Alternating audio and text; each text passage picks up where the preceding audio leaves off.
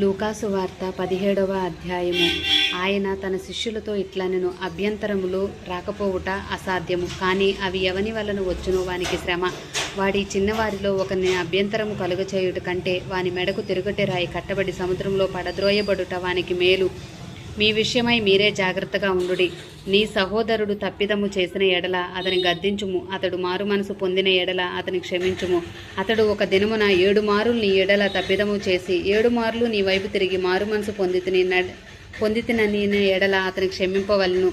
అపోస్తులు మా విశ్వాసము వృద్ధి పొందించమని ప్రభువుతో చెప్పగా, ప్రభువు మీరు ఆవగించంత విశ్వాసము గలవారై ఈ కంబలి చెట్టును చూచి నీవు వేలతో కూడా పెళ్లగింపబడి సముద్రంలో నాటబడుమని చెప్పినప్పుడు అది మీకు లోబడును.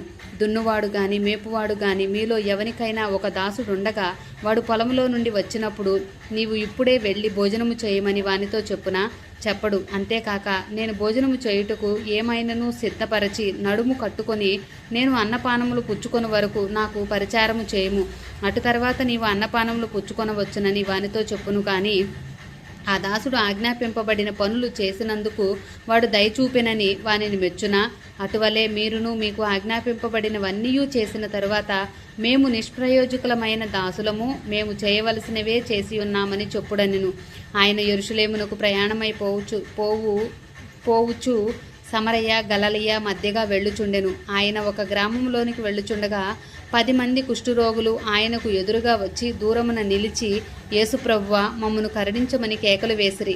ఆయన వారిని చూచి, మీరు వెళ్ళి మిమ్మను యాజకులకు కనపరుచుకొనుడని వారితో చెప్పెను.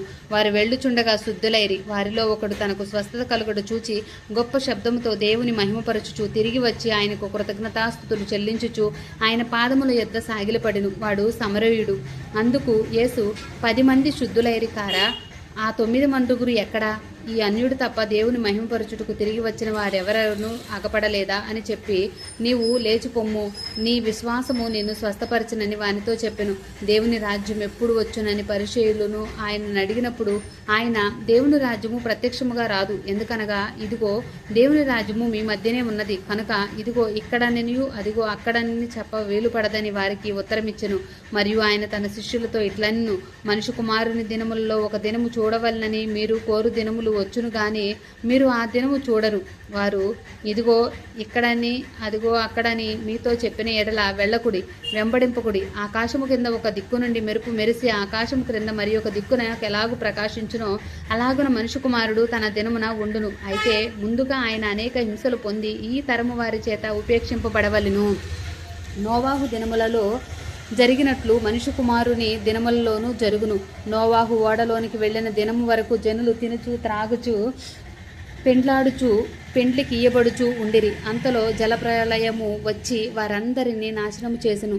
లోతు దినములలో జరిగినట్లును జరుగును. జనులు తినుచు త్రాగుచు కొనుగోలుకు అమ్ముచు నారు నాటుచు ఇండ్లు కట్టుచూ ఉండిరి. అయితే లోతు సోదోమ విడిచిపోయిన దినమున ఆకాశము నుండి అగ్ని గంధకములు కురిసి వారందరినీ నాశనము చేసెను. ఆ ప్రకారమే మనుష్య కుమారుడు ప్రత్యక్షమగు దినమున జరుగును. ఆ దినమున మిద్దె మీద ఉండువాడు ఇంట నుండు తన సామాగ్రిని తీసుకుని పోవుటకు దిగకూడదు. అలాగే పొలంలో ఉండువాడును తిరిగి రాకూడదు. లోతు భార్యను జ్ఞాపకము చేసుకొనుడి. తన ప్రాణమును రక్షించుకొనగోరువాడు దానిని పోగొట్టుకొనును, దాన్ని పోగొట్టుకొనువాడు దానిని సజీవముగా కాపాడుకొనును. ఆ రాత్రి 2 ఒక్క మంచము మీద ఉందురు. వారిలో ఒకడు కొనిపోబడును, ఒకడు విడిచిపెట్టబడును. 2 స్త్రీలు ఒక్క తిరుగటి విసురుచుందురు, ఒకటి కొనిపోబడును, ఒకటి విడిచిపెట్టబడినన్ను. శిష్యులు, ప్రవ్వా, ఇది ఎక్కడ జరుగునని ఆయన అడిగినందుకు ఆయన, పీనుగు ఎక్కడ ఉన్నదో అక్కడ గద్దలు పోగొనని వారితో చెప్పెను. ఆమేన్.